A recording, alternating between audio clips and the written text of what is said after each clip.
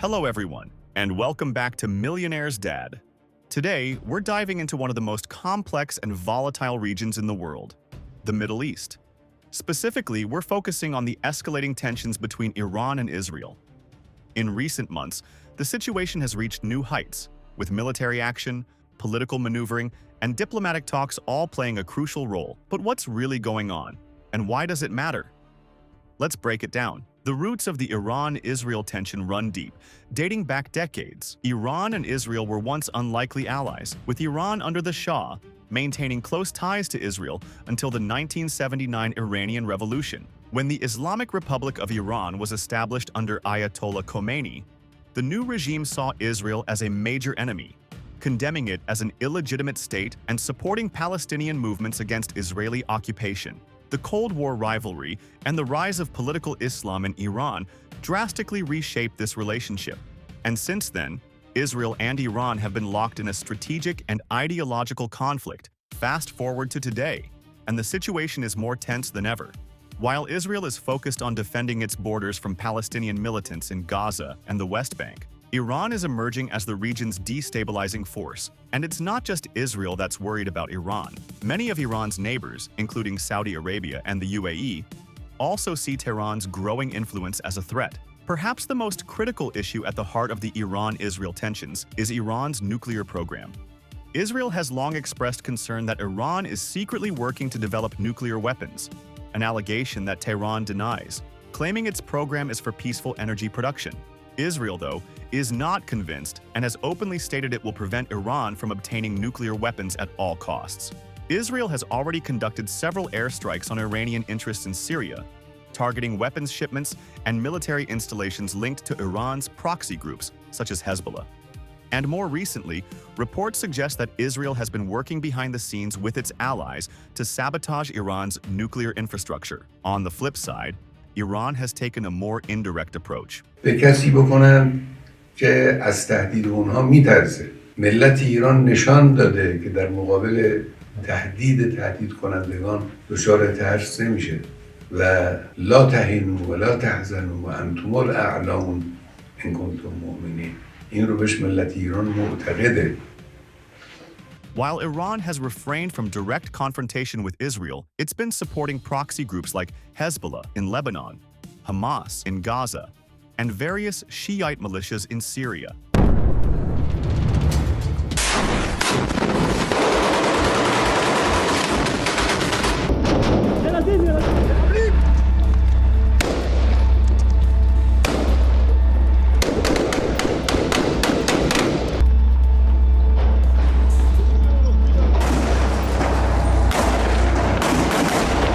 These groups operate as extensions of Iranian influence, carrying out attacks on Israeli targets and increasing the complexity of the conflict. To understand the situation more clearly, we need to talk about the key players.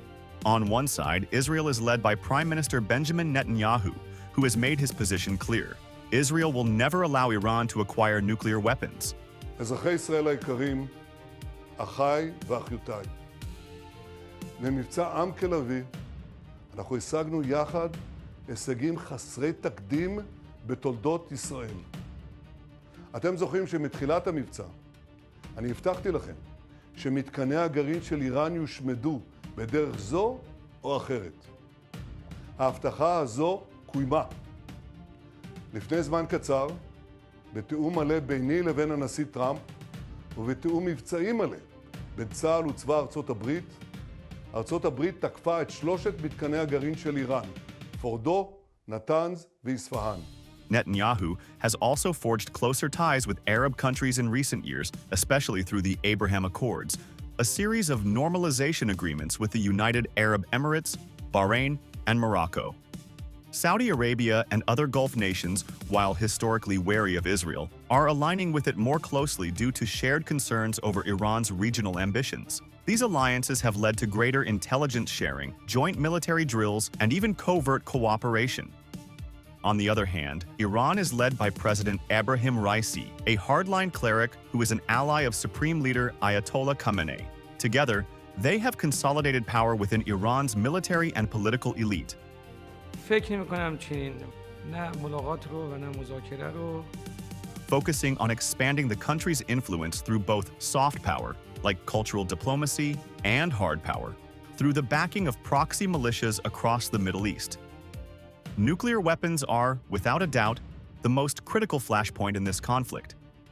Israel views a nuclear-armed Iran as an existential threat, especially given Iran's rhetoric and its support for groups hostile to Israel. In recent months, there's been a growing sense that time is running out for diplomacy. The 2015 Iran nuclear deal, known as the Joint Comprehensive Plan of Action, was supposed to prevent Iran from developing nuclear weapons in exchange for sanctions relief. But since the U.S. withdrew from the deal in 2018 under President Donald Trump, the situation has only worsened. Since then, Iran has been enriching uranium at levels closer to weapons-grade material, while Israel has been intensifying its efforts to sabotage Iran's nuclear sites. Meanwhile, diplomatic efforts to revive the deal have stalled, with little progress in sight. The question now is whether Israel will take military action to destroy Iran's nuclear infrastructure, or if a new diplomatic framework can emerge. Beyond the nuclear issue, Iran and Israel's influence in proxy wars has been another source of tension. Iran's support for Hezbollah, Hamas, and other militias has created a network of forces that threaten Israeli security. On the other hand, Israel has been striking these groups across the region, hoping to prevent any military escalation near its borders. The impact of these proxy wars is devastating for civilians, as innocent people get caught in the crossfire of broader geopolitical rivalries. The situation in Syria, Lebanon, and Gaza is becoming more dire, and the conflict has the potential to spill over into other parts of the region, drawing in more nations. So, what does all this mean for the future?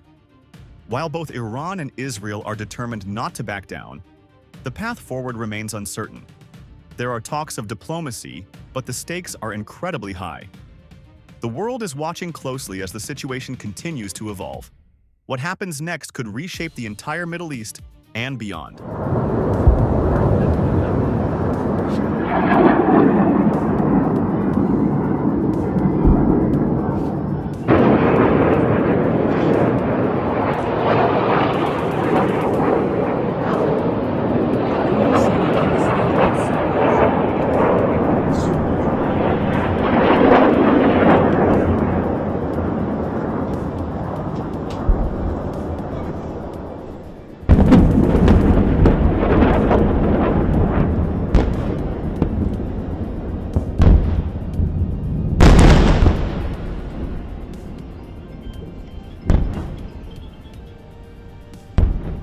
Thank you for watching today's video.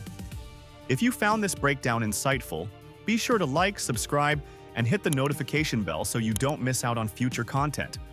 Let us know your thoughts in the comments. What do you think is the best way to resolve the Iran-Israel conflict? We'd love to hear from you. Until next time.